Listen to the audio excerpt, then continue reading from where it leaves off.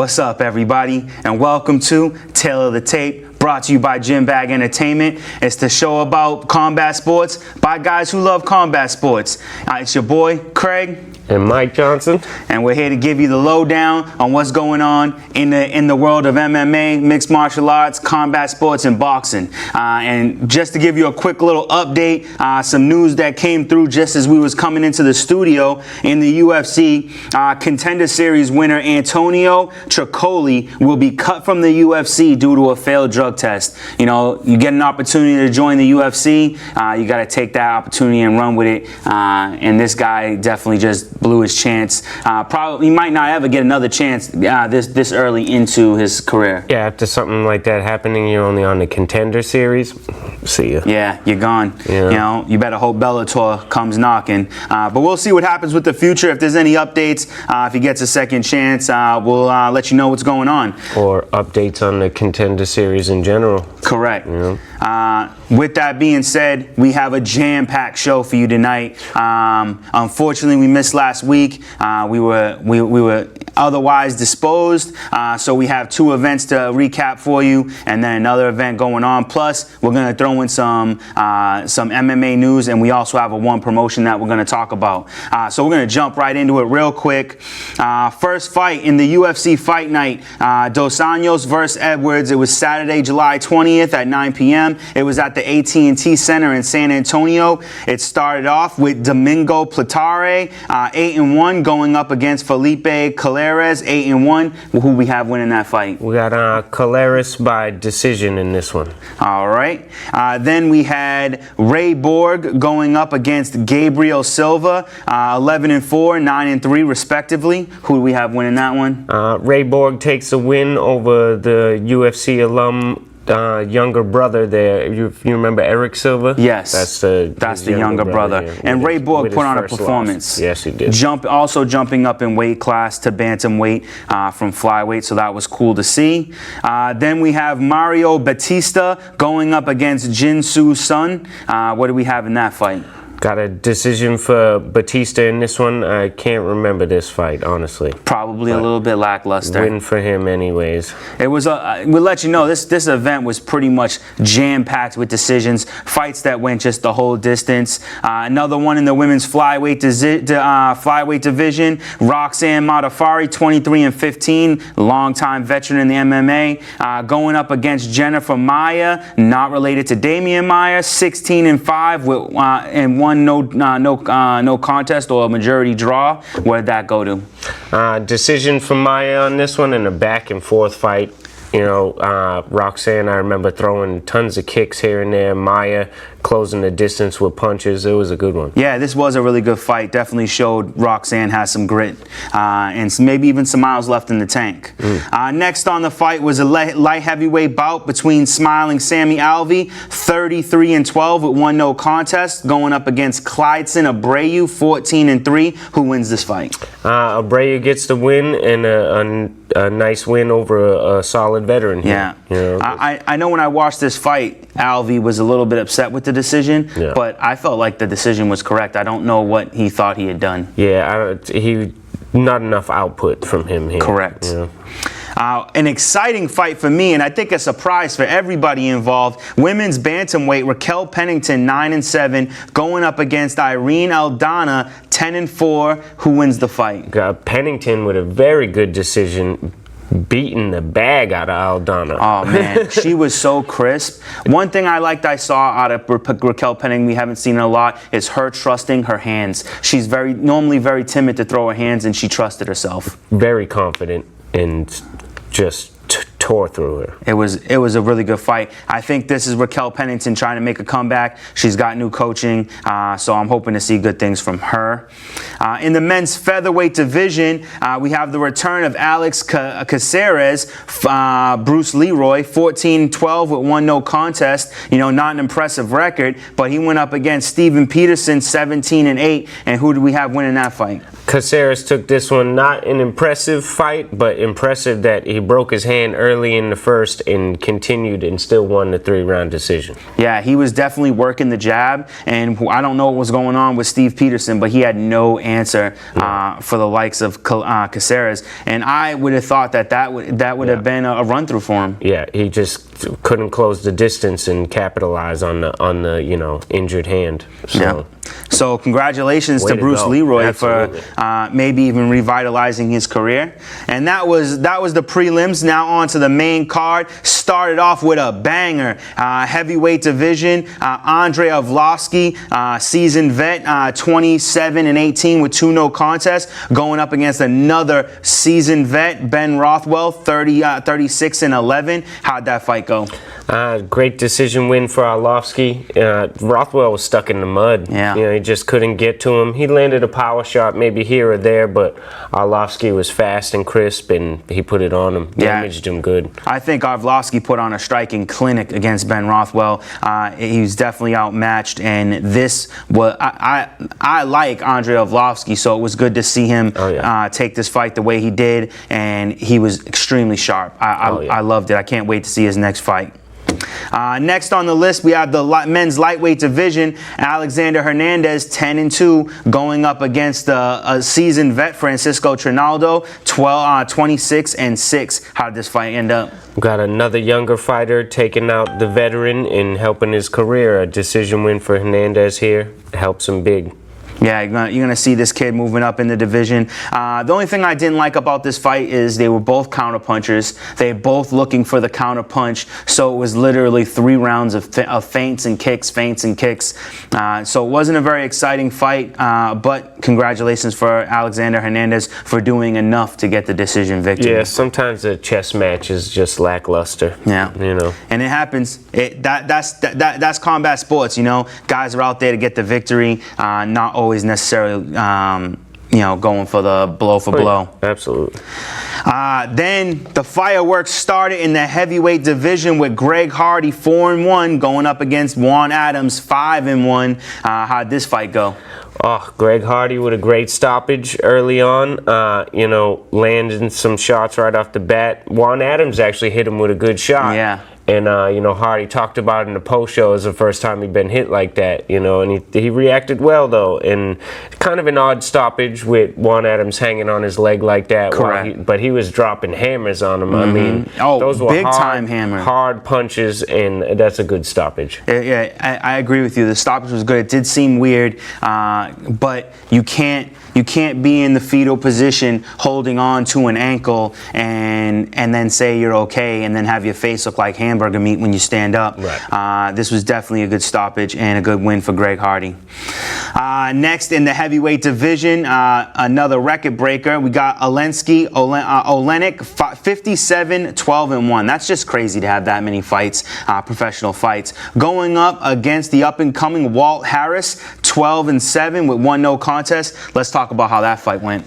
Walt Harris finishes it in 12 seconds, becoming the fastest heavyweight knockout in UFC history. And that was the fight right there. Yeah. That conversation, that was the fight right there. The whole thing. He throws the flying knee left hand combination. Yeah. That was, I don't know where that came from. It was beautiful. It was cool. It landed nice. Olenek's in a world of trouble with a torn ACL from the way he fell. Mm-hmm. And he did. He felt real awkward. Time for him to hang it up. The old man's done enough. Yeah, he probably knows that. He probably just wanted to get maybe one more in there. But this was really fast for him. A fight that ends that fast. Great springboard for Walt Harris. Yeah. And to beat a seasoned vet that way. Yeah. Yeah. Maybe Greg Hardy versus Walt Harris next. Oh. Oh, yeah. Why not? Why not? You got a lot of great heavyweights right now that are looking to make the rise to get them belts. They both, have a low fight number overall, and they're both up and comers. Why not test them out against each other? I can't disagree with you. I'd like to see it happen. All right, and then we have the main event of the evening. I thought this was a great fight. Rafael Dos Anjos, 29-11, going up against the up-and-coming Leon Edwards, 17-3 in the welterweight welterweight division, and I thought this fight was incredible. Oh, great win by Leon Edwards with the decision. Fantastic use of range. Yep. You know, he's in and out. Dos Anjos is a fantastic, masterful striker, and he couldn't put a shot on him clean. Yeah. I mean, Edwards moved into the pocket and out of the pocket. One of my favorite things he did, that every time he would reach for a Muay Thai plum and fake the knee, but throw the short elbow. I don't know how many he landed on him, and just beat him up. Yeah, this was a great fight. I would really like to see Leon Edwards go up against the winner of Colby Covington and Robbie Lawler. I think that's a great fight, and there's so many welterweights sitting around the top right now, and yeah, we just gotta get them fighting each other and hash it out. Exactly. See who the best is. See where it goes. See who gets to challenge Kamaru Usman. Yeah, I can't wait to see Kamaru Usman defend his title. It's going to be exciting to see how that one goes. And it's really hard to guess, like, you know, who's going to be the one, you know? So we'll see what happens in the future. So that was Fight Night, Dos Anjos versus Edwards. And now we have the UFC 240, Hollaway versus Edgar. It was Saturday, July 27th, and it was at Rogers Place in Edmonton, Canada. This was a really good event. Once again, just like the previous event, we had a lot of decisions. So we're gonna, like I said, we got a lot of content here today. So we're gonna try to knock this one out. But we do have some fights we really want to dive into. Starting off with the very first fight, we had Tanner Boser, 16-5-1, going up against Giacomo Lemos, 6-0. And how'd this fight go? Got decision win for Boser here. I don't remember this one. I didn't actually see this fight. I know it was a Fight Pass fight, so I didn't get the opportunity to watch it. But we got a decision victory for Tanner Boser. So there you go. There you go. In the men's welterweight division, we got Eric Koch, 15-6. He goes up against Kyle Stewart, who's 11-2. How did this fight go? Koch with a decision. Decent job. It was real gritty. I mean, the striking wasn't working for him, but it was like a clinch fight the whole time. It definitely was a good clinch fight. I definitely want to see Eric Koch fight again. I think this was his return to the octagon. I think he had a little layoff. He's been from featherweight to lightweight to now welterweight finally, and he said he thinks he feels great. No more weight cutting. Exactly. He's even at welterweight. He's a big welterweight. So definitely. I think he's definitely found his division, and he showed me. I think he showed me something. He has a really good control and really good takedown. So I'd like to see him get some nice fights under his belt. And his striking looked good too. Yeah. Stewart just was doing well enough, and he was nice and rangy to keep him at bay. And his kicks was working really well too. The next fight was, I think, one of the best fights of the night, personally, and this was Jillian Robertson, 6-3, going up against Sarah Froda, 9-1. Tell us about this fight. Great stoppage in round two, actually, by Robertson. Froda was a strong opponent, and she was looking to use strength, but Robertson was too strong. Yeah. I feel, and she remained poised. Her grappling control on the top was incredible. Froda is really skilled, and to be able to beat her like that, finished her with elbows on the ground. It was a phenomenal win. Yeah, I loved it. What I saw from Sarah Froda was actually a lack of fear, and maybe part of the reason why she lost was a lack of sense of urgency. Jillian Robertson had top control almost the entire time, and it seemed like Froda was putting her in real danger of being submitted. She went for the leg. She tried to get submissions from her back. I think she attempted at least 3 or 4 submissions during their 2 exchanges, and it looked like they were almost locked up the reverse triangle on her. Yes, almost locked up the reverse triangle spots. But Jillian Roberts, like I said, I think she remained very poised. She kept her composure and kept doing work, and eventually got in a position in the second round to land incredible ground and pound. It makes me, I to be honest with you, I had Sarah Froda win this fight. Oh, absolutely. From the skill set and from the opening bell, it looked like Froda would be the winner. But then Jillian proved us wrong. Yeah. And her first TKO win, so hats off to her. And it's hard to get a TKO win in flyweight division. It absolutely That is. doesn't happen that very often. So hats off to Jillian Roberts. Robertson. I can't wait to see future fights from either one of these women, but definitely Jillian for her outstanding victory. Next in the flyweight division, we have Gavin Tucker, 10-1, going up against Seung-Woo Chao. And how'd this fight go? I believe Tucker won this. Tucker did win. Is it It was a decision. another decision? Yeah. I don't really remember this one. I think this was least of the night. Probably. I will tell you that it was a lackluster fight. Seung-Woo, he just could not. He had no answers for Galvin Tucker. Galvin Tucker, he was smothering him. He was on top of him. He was, taking him down. And Seung-Woo Chao, he kept pressing him against the fence, and Tucker was the better grappler. Chao had the better striking advantage, but did not take advantage of his striking abilities. Well, there you have it. So that's that fight. Next on the featherweight division, men's featherweight division, Alexandre Pantoja, 23-1, going up against the 15-1 Davinson Figueroa. Tell us about this fight. This fight was pretty good. Not gonna lie, I don't even have this one written down. Okay, well then I will give you the breakdown of what happened. And this was basically a striking clinic put on by Figueroa. Literally no fear. He had a very odd stance.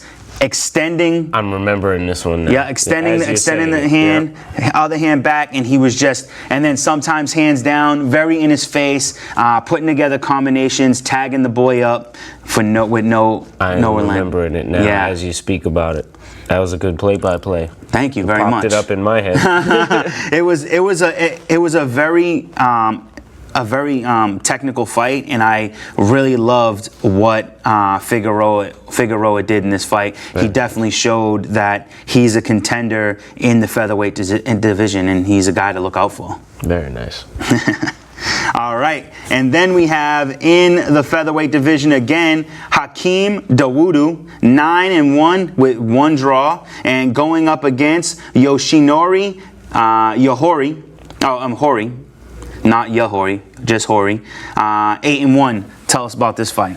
Dawodu with a fantastic knockout in the third round. Yes. And it felt like he was in control most of the fight too. I think he's a rising talent, and he's gonna go far. It was I believe they were clinched up. Dawodu got the Muay Thai plum, landed a big knee to the chest that pushed him back, and he was hurt bad, and through the left high roundhouse there, right across the chin. Yeah, put him down. Oh man, it was such a beautifully laid sweet chin music. Not really sweet chin, because sweet chin landed a little more of a sidekick, but it was definitely a beautifully landed kick to the chin, put him down. And you know what? A lot of times, we've said it before. I definitely have said it before about what looks like an early stoppage. I actually like that the ref stopped this fight. Yeah. He was getting battered badly in that third round, and that kick laid him down. You could see he was dazed. The ref was like, the ref just wanted to save his brain, and I think that might have had to do with the boxing thing that happened that we're going to talk about later on. So hats off to Hakeem. He's definitely a rising star in the division. Absolutely. Next, we have another really good fight. Alexa Davis, 19-9, going up against 7-1 Viviane Araújo. Don't remember the outcome of this one. That's because it was definitely a decision. Yeah. Viviane put on a great clinic. She's way faster than Alexa Davis. I believe in the second round, Alexa Davis had top control, laid some nice ground and pound, but in the third round, Viviane returned back to form. Good on her. Yeah. Absolutely. So it was definitely a good decision over a handed veteran. One thing you guys might know, because we didn't get to talk about this fight, we probably would have talked about it had we got a chance to. Alexa Davis is one of the 4 people to have beat Amanda Nunes. Yeah. So to Viviane, that's a huge victory to beat someone who's beaten the pound for pound best female fighter in the world.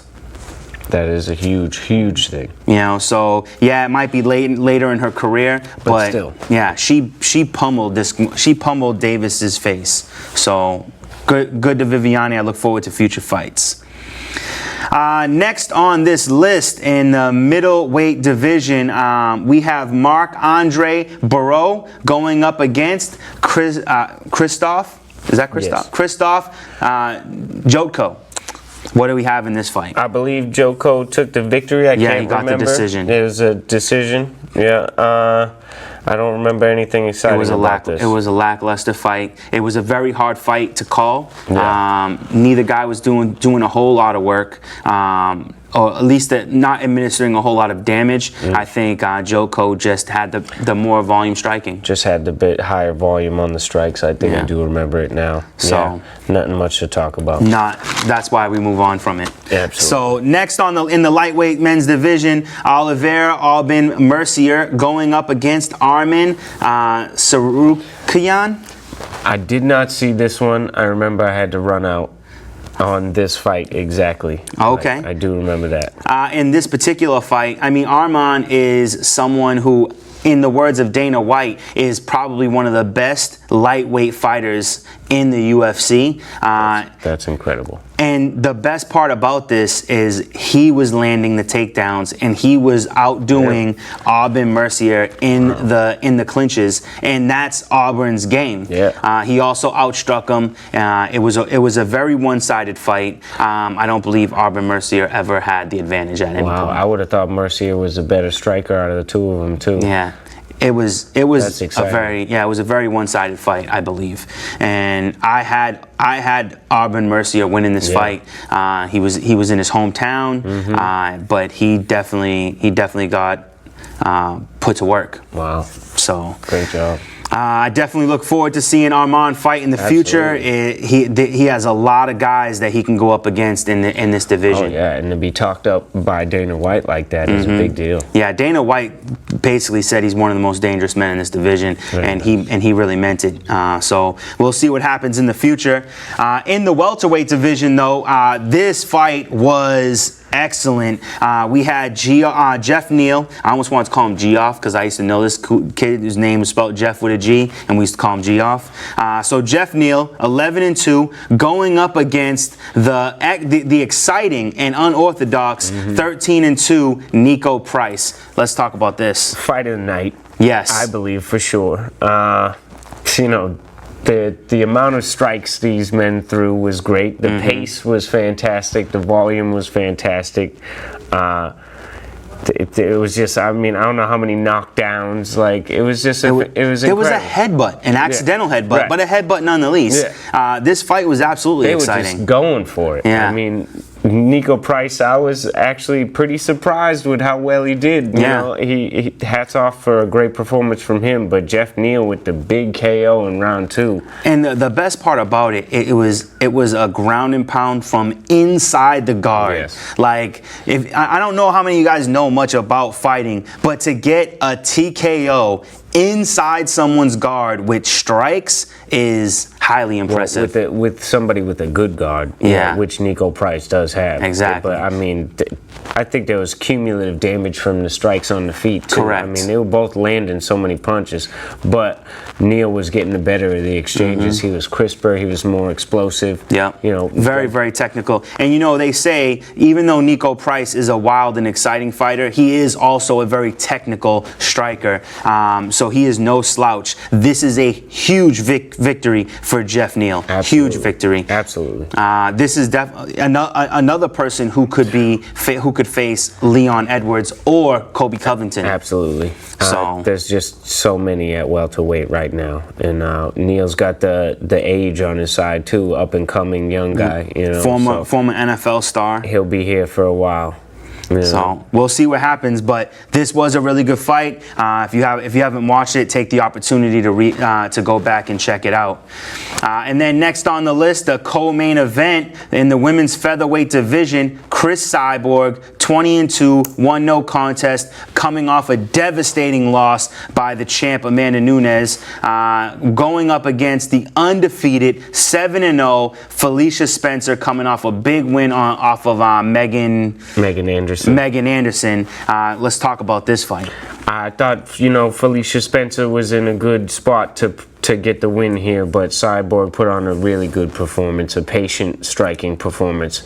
But Felicia Spencer got a chin of granite. I don't know how she survived to make it a decision. I mean, I don't know how she didn't go to sleep. I almost wish she did, because how many shots that she took. Her face did not show that she took those shots. I mean, if you watch UFC, you know Chris Cyborg is the second hardest hitting woman in UFC. And I mean, Felicia Spencer was taking straight shots down the pipeline. Over and over. Banging her. Her head was knocking back. But, I mean, it could be the fortitude of her body in general, too. Doesn't show damage as much, because her fortitude is out beyond what you're used to seeing from any type of fighter, to take shots like that and continue to fight and fight well. She was still in there, still had, she cut Cyborg good, right in the beginning with a nice elbow. Yeah, and she,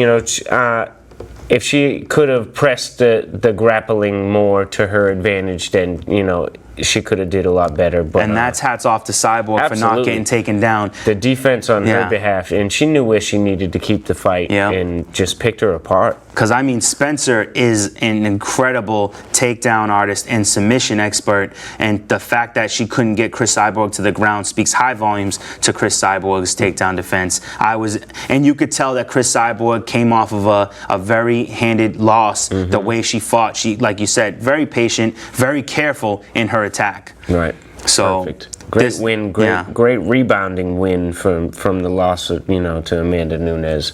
Puts her right back up in the slot to fight for the belt. I think so. I mean, there's a lot of weird stuff going on behind the scenes with her and Dana White, it seems, But, she wants an apology, I think, for what was said maybe after she lost to Amanda Nunes. Yeah, I understand, and she, they can't seem to hash out a contract. I hope she stays. But me too.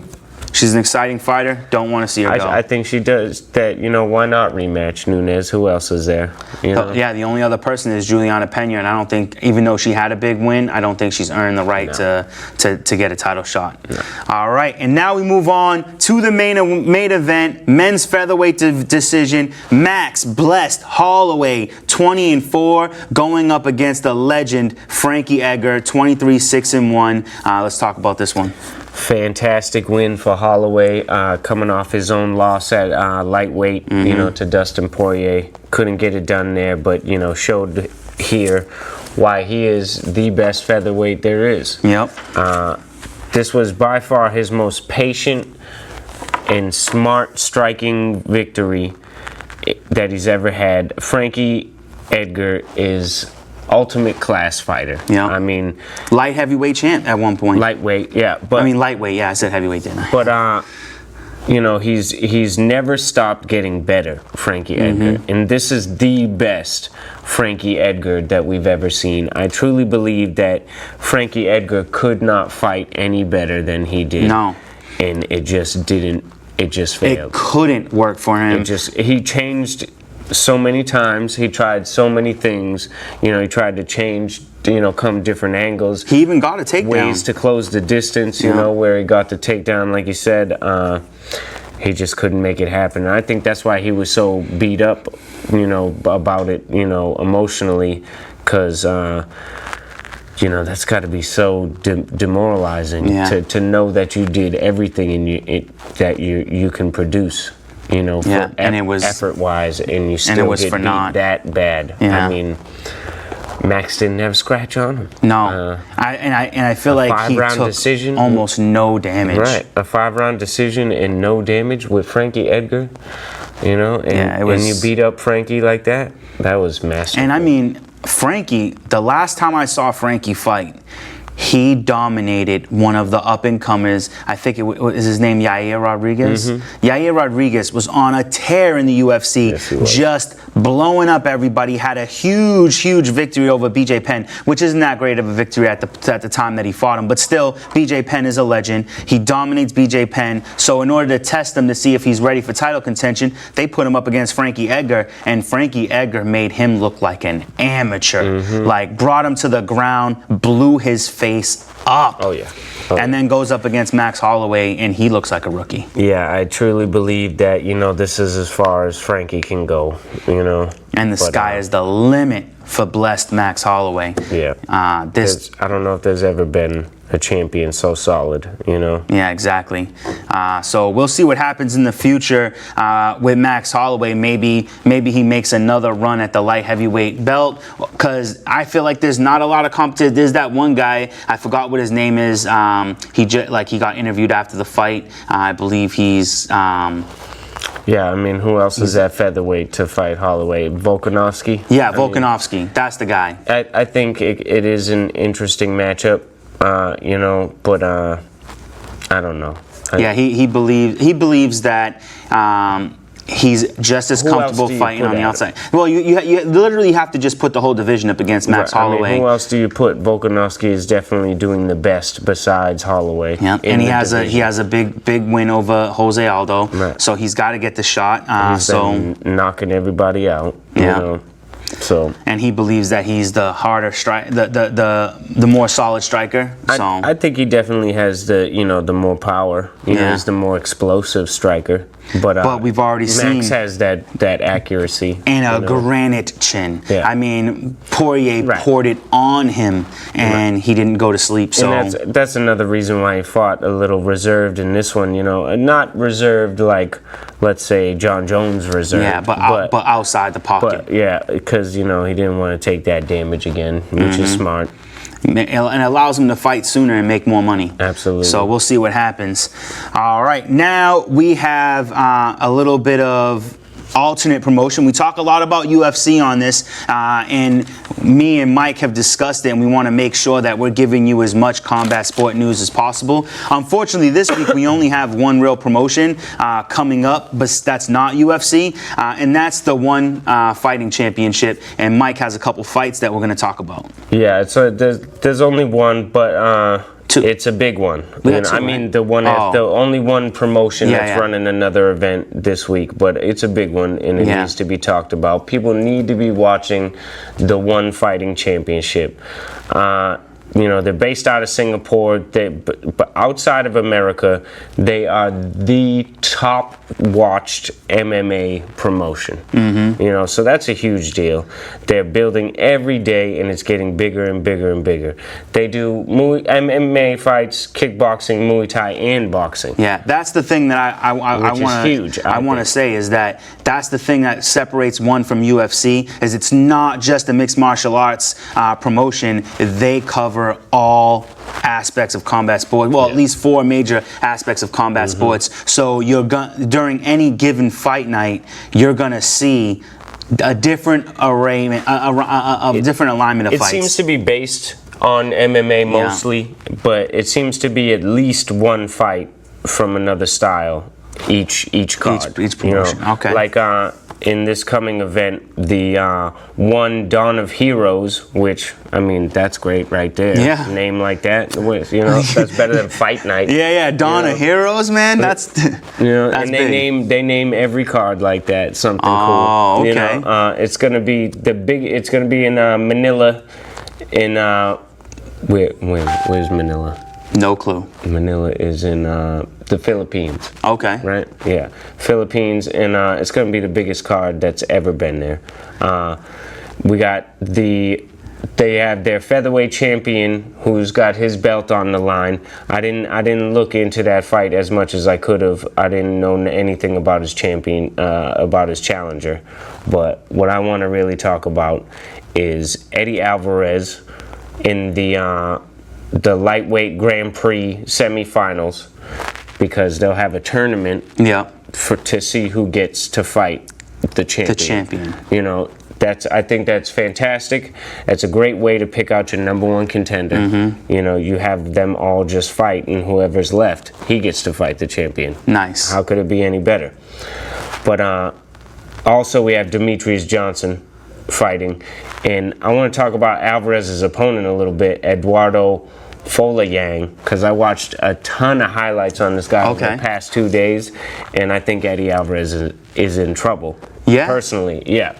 Okay, because I have to say this before you explain him. I have this, I was thinking about it to myself, I have this like, this MMA bias, if you will, this MMA prejudice where I believe anybody from the UFC is instantly better than any other promotion. And I get that, but this is a little different, I think, here. Or, you know, we always feel like, you know, guys leave the UFC because they can't compete with the top level competition anymore. And that could be true, you know. Yeah. But how much of it could be because they want to live in a different part of the world? Yeah. Or they just want new opponents. Or they want to get paid a different amount, or they want to be promoted different, or they want a different boss. You know, who's to say that working for the UFC is easy? Yeah. You know what I mean? Who's to say working for ONE FC is not a lot more comfortable and things like that? And if we're talking about technically the biggest combat sport promotion in the world, you're definitely probably talking about maybe a little bit more money. Right. Because the world is bigger than America. Absolutely. So, and you know, here's some of the reasons why some of these guys might want to be over there. Now, in the senior vice president of the competition is Matt Hume. He was the AMC Pancration gym owner here in America, coached plenty of champions that have been in the UFC. The international vice presidents are Rich Franklin and Misha Tate. Oh, Misha Tate. Absolutely. Okay. Yeah, everybody's flocking to this. Okay. You know what I mean? Yeah. And I don't think it's just because they don't want to be in the UFC. Yeah. You know, it has a lot of things that draw you in. A big thing that I like, they will not allow drastic weight cuts. They have monitors that come to your training camps. They test you all the time to see if you're dehydrating yourself. You have to fight at your walk-around weight. Oh. You're not allowed to cut down and get a size advantage or to dehydrate yourself, and that is their reasoning, so that their fighters' careers are better and their fighters are healthier. It's really for them to look out for the fighter. And you're fighting at your true weight, which gives each person the same exact advantage. Absolutely. When it comes to size and bulk. And every way that they run their events seems that it's all about the fighters. You know what I mean? Yeah. They want to make everything about them, from the fanfare to, you know, trying to take care of them. It's incredible. The more you look into it, the more it pulls you in. There's a couple differences. Yeah. You know, you look at UFC and you know how, you know, MMA is done. So it's almost all the same, but instead of following the unified rules, they follow the global rules, which the difference in that is they allow knees to the head when you're grounded, but only if both fighters are grounded. So I can't. You can't stand up. There's no stomping. There's no soccer kicks to the head while a guy is down. But if you have your opponent pressed on the mat and you say get a side control position, you can knee him in the head from the side there, which is very devastating. That was used to great effect in the Pride Championship by Vanderlei Silva. That was one of his favorite techniques. So that's, you know, that's pretty cool. Gives you a little difference, you know. Puts people in danger, but that's why you fight. Right. I want to talk about their judging system, which is a little different. They number one for what they judge on, you know, it's the same 10 for the winner, 9 or less for the loser of the round, based on near KOs or submissions, so near finishes. Yeah. Damage which that is not in the UFC. That is not in the UFC. Now, when they would define damage, though, they break it down to internal damage, accumulative damage, and superficial damage. Now, superficial damage, I'm guessing. I'm assuming it's like a cut.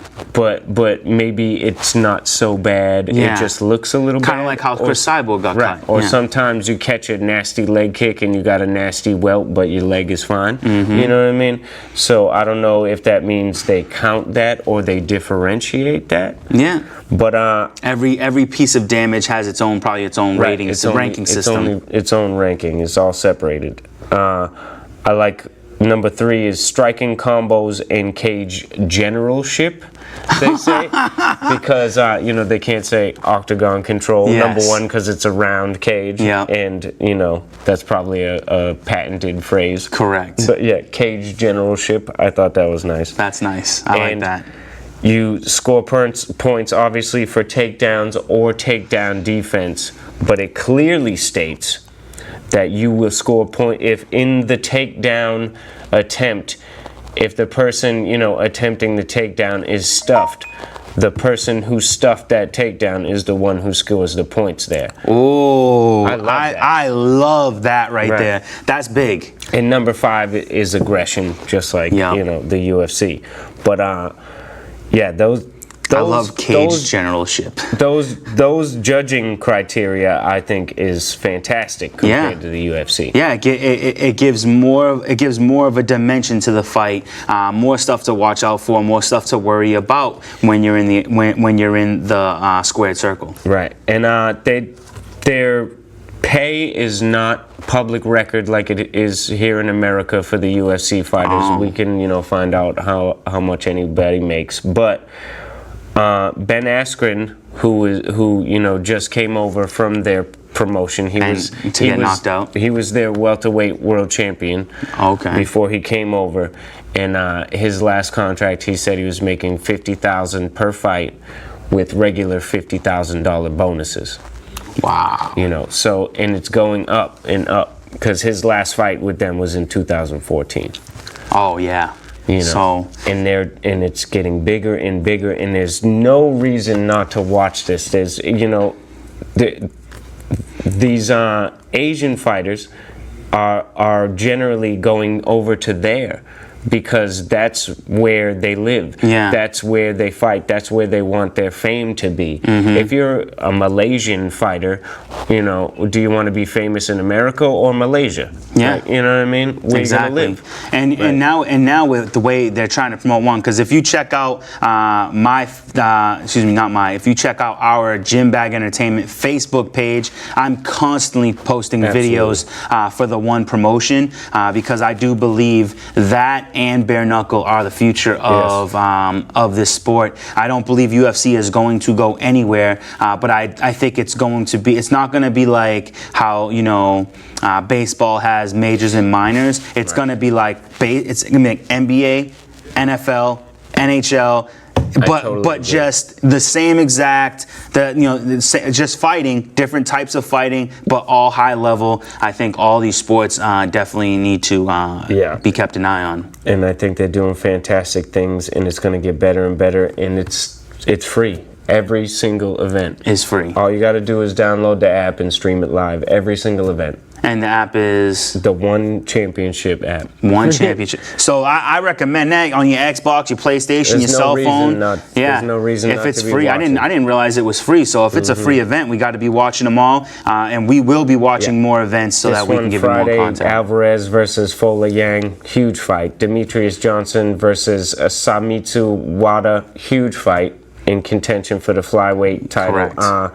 And then we got Martin Nguyen, the featherweight champion, who I had a chance to look at. He's defending his belt. It's a stack card. We got the Muay Thai flyweight champion, Josh Haggerty's defending his belt. Okay. It's a stack card. Wow. This Friday, Dawn of Heroes, One Championship. Excited for it. Can't wait. Absolutely. All right. I do want to jump into some Actually, no. Let's go on to the event, and we're gonna hit with the news right after we're done. We're gonna bang out this event. We're not gonna really go into any deep conversation about this because we have some news that's going on in MMA and in combat sports in general we want to get to. So we have Miranda Granger 6-0 going up against Hannah Goldie 5-0, both making their UFC debut. Who do we have winning this fight? I'm gonna go with Goldie. I like that name. I like that too. And then we have Claudio Silva 13-1 going up against Cole Williams 11-1. Who do we like? I'll go with Silva here. We got Silva. Then we have Lauren Murphy, fight I'm excited for, 10-4, going up against Mara Romero Borella, 12-5 with 2 no contests. I personally like Lauren Murphy in this fight. Absolutely. Who do you think? Lauren Murphy. All the way. Boom. Jordan Espinosa, 15-5 with 1 no contest, going up against Matt Schnell, 13-4. Matt Schnell is a guy I liked from the Ultimate Fighter, and I think he's going to take this fight. Absolutely. Valentina Shevchenko's sister, Antonia Shevchenko, coming off her first loss to Roxanne Modafferi, 7-1, going up against Lucy Pudilova. And I think we got a good fight on her hands, absolutely. Antonina Shevchenko. I think she needs to do better with the grappling. Her Muay Thai is incredible, Muay Thai world champion. But yeah, she's got to grapple harder. Cool. We're going with Shevchenko on this one? With her definitely. Boom. Another exciting fight. Mickey Gale makes his return, 5-2, after a devastating knockout by Diago Sanchez. And he's going up against the 10-3 Salim Touari? Yeah, Touari, something like that. Something like that. I want Mickey Gall to keep rising up and pick him here for sure. I definitely like his confidence. And that is the prelims. Going into the main card, we have Darko Stosic going up 13-2, going up against the 6-1 Kennedy Zenchikuvu. Yeah, your guess is as good as mine. Yeah, don't know how to say it. Going up against Kennedy, who's 6-1. I always like a guy with a low loss record, so I think Kennedy might. Yeah, and Darko is coming off a loss, I believe. So yeah, I'll go with Kennedy as well. All right, we got Kennedy. Then we have Scott's Holtzman, 12-3, going up against the 16-9-3. That's the 3 majority draws, not no contest. Dong Hyung Ma. This is an interesting one. I don't know who to pick. That's an interesting record there, but I'd want to go with the low losses. Yeah, let's go with Scott Holtzman. Scott Holtzman with the victory. Especially with the other guy's inappropriate sounding name. Yes. Stay away from my mom. All right, Trevin Giles, 11-1, going up against Gerald Mershacker. Mashark? Yeah, a lot of weird names. A lot of weird names, and I don't like weird names, so I'm going to call it Trevin Giles. I think he's got it anyways. Yeah, 11-1. Another 11-1 record in Joaquim Silva, 11-1, going up against 10-2 Nasrak.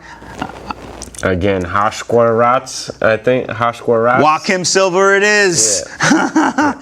All right, and then the 2 most exciting fights of the night. The incredible Jim Miller, 13-3 with 1 no contest, going up against the ever-exciting Clay Guida, 13-18. This is probably going to be a slugfest. What do we think? I mean, they're veterans. They, how much gas they got in the tank, but neither of them has ever been in a lackluster fight. They're always exciting. Jim Miller might be the more well-rounded, probably the better striker in fantastic submissions. So I gotta give it to him. Absolutely, I definitely think this could be exciting. This could be fight of the night. Yeah. And then the other option for fight of the night, I think, definitely goes to the main event. Colby Covington, 14-1. I did not realize his record was that incredible. Yeah. Going up against the beast, Robbie Lawler, 28. I didn't realize his record was so bad. 28-13 with 1 no contest. Yeah, I think his record looks worse than I think it was a lot early. Of bad luck. Yeah, I think a lot of his losses came early, but I have to go with my boy Colby Covington in this one because he's just so dynamic. I think he is the more dynamic fighter, but I think that his pace and his pressure could lead into a big shot because Colby is not a finisher. He's a decision fighter or a submission fighter. I mean, if he's going to stop you, it's going to be with a submission. Yeah. I think he's got 3 TKOs or something like that. In 5 submissions out of all them wins, and the rest, he's got like 7 decisions. I agree with you. He is definitely a decision fighter. He fights not to lose. I feel like he could find himself in a bad spot if he overextends the aggression. Besides that, I think the wrestling is in his advantage. Yeah. That's his background. He's a really good wrestler. I like Robbie so much as a person. He's such a beast. Such a good dude and such a great fighter. He's entertained me for so many years. I could care less about Colby Covington as a person. Me too. I'm not a Colby Covington fan. No, I love to hate him type of thing. He's a great heel. Like I wanna watch him. I wanna see him talking, but I hate the shit he's saying. Yeah. I can't stand him. I can't disagree with you on this one. I would like Robbie to win from a big shot, and he could. But that most definitely. Most likely we'll see Colby smother him for a decision. Alrighty. So that's the event right there. In combat news, we just want to kind of mention some sad news that happened over the past week, over the past 2 weeks. They had a boxing event where 2 fighters, which is rare. I don't think it's happened since like the 80s. Yeah. But two boxers succumbed to their injuries and passed away. In the junior welterweight division, we had Hugo Alfredo Santillan. He lost to Uruguay's Eduardo Javier Abreu. He was put into a medically induced coma, and then, like I said, he succumbed to his injuries. He left this world with a 9-6-2 record. So no slouch as a fighter, but it's never great when a fighter loses his life. And then Russia's Maxim Dadashev versus Sabril Mateus. Maxim lost his life, brain injuries from a KO in the 11th round. Everybody thought he was okay, and once again succumbed to his injuries. So, rest in peace and condolences to their friends and family. You never want to see this happen. No. You don't want to see someone step in the ring and lose their lives for the sake of entertainment. No, especially, you always say, they know what they're getting into and this and that, but nobody's getting in there to die. Yeah. No. And, it could be, everybody wants to say that combat sports are, so vicious and this and that. But I think boxing might need a reevaluation of their rule system.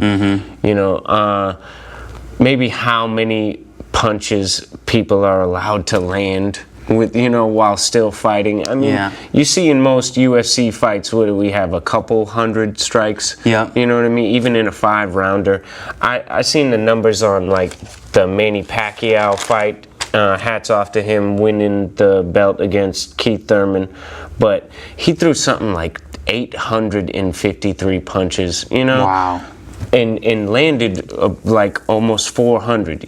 To get hit with 400 punches does so bad to your brain. Yeah. And now, would we say limit the amount of punches, or maybe it's time to adjust the amount of rounds? Right. Maybe take the rounds down.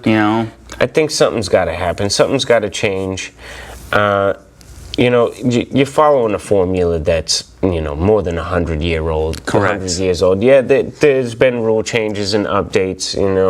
The 3 knockdown rule is always nice, but 3 times? You got to get your brain rattled 3 times? And it's not 3 times. Right. It's 3 times in a round. In one round. You could fight 10 rounds and get knocked down 12 times. Right. You know what I'm saying? It's the one round that you get knocked down 3 times that they say, okay, you're done. I mean, that's up to the ref if he wants to let you get knocked down that many times. And lately these days we don't see a ref let you go more than 4 or 5. What's his name is a perfect example of that. the guy who got knocked out by the fat Spanish dude. Anthony Joshua. Anthony Joshua. He could not. Say that. Yeah, he could not find his focus. And every time he got hit again, that's more and more brain damage. Before his brain was recovered from the first trauma of the punch, he's getting barraged over and over again, you know. And thankfully, the ref was good enough to stop it, you know, because he was still standing, he was still getting up, and by all rights, within the rules, that ref could have let that fight go on, you know. I agree. And thankfully he didn't, because Joshua was done for sure. Yeah, he was definitely done. He didn't even contest it. And that's the thing you don't see with mixed martial arts. You know, you drop a guy and usually he gets finished. You know, they don't take, and even in a 5-round fight, you know, you could see, like I said, a strike output of somewhere around, you know, 200, and you know, you get a 12-round boxing match, and I think Keith Thurman landed like 438 punches. Yep, I think Nate Diaz holds the record for most strikes landed, and it's less than 200 punches. And that's ridiculous. Yeah. You know. And he's a volume striker, and he's not a knockout artist, so. And we got to protect these people. Yeah. You know.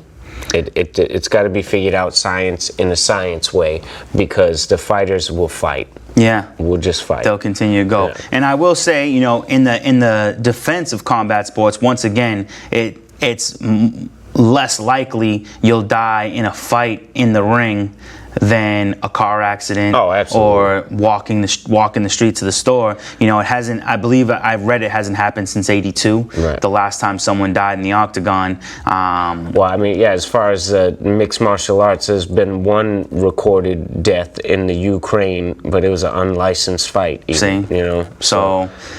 I don't want to see anything bad happen to combat sports, because I personally love them, and I know you do as well. And coming from a fighter's background, you know. And boxing is just starting to pick up again. We're getting, you know, exciting fights, exciting matchups, and I don't want to see it lose any of that. We don't want to see it lose any steam. Couple of things people talk about. Let's do it. Maybe they want to talk at home about it. What you know, what do people think about John Jones's alleged assault?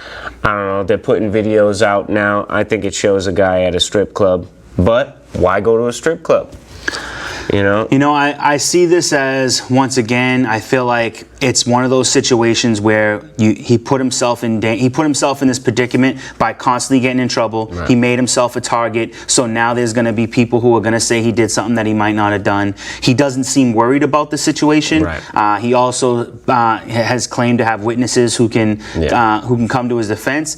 The only thing with witnesses is if they're your boys and they're the people who work with you and the people who you pay. And your brother. Yeah, and your brother. Those people are going to have your back regardless. But I tend to believe this situation. Right. As soon as Jones found out that there was a bench warrant out for him, he turned himself in right away. That speaks to me. He didn't have a lawyer come turn him in. He turned himself in. So I believe that he is innocent and that will come out. I totally think so too. And I mean, so far all I've heard from the accusers is like, you know, oh, our video footage shows everything. It shows a man at a strip club. Yeah. You know, if you want to check them out, they're on TMZ.com. But, you know, yeah, there's a girl sitting on his lap. Looks like he's touching her, but he's in a strip club.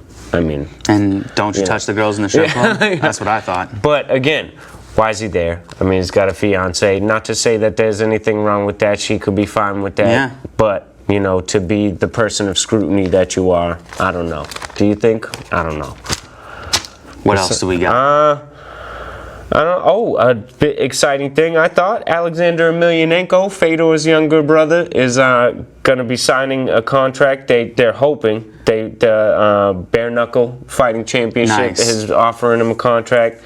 He's a knockout heavyweight. He's got something like 28 MMA wins with 20 knockouts. Wow. So he can bring a lot to the Bareknuckle. I'm really excited. I actually watched a handful of Bareknuckle fights, and I thought that like it was going to be way too like over the top, but you know, when you don't have gloves on, I think you are a little bit more remiss on how many strikes you throw. Yeah, they don't go as wild because you don't want to catch that damage. As soon as you feel that punch, it's like, well, maybe I'll. Yeah, and I feel like they do stop the fights. I saw what's her name, the girl with the shaved side of the head, braids, fought in the UFC. It was like the first fight I watched. I can't remember her name, but she fought this Brazilian or Hispanic girl, and like the girl girl, you could tell the girl couldn't take any more punches, and the ref stopped it. It wasn't like they call it a TKO, but they stop it a lot sooner, I believe, than they would in MMA. And it could be the referees that they're using, or refs understanding like what it is. You got bare knuckle fighters in there, and they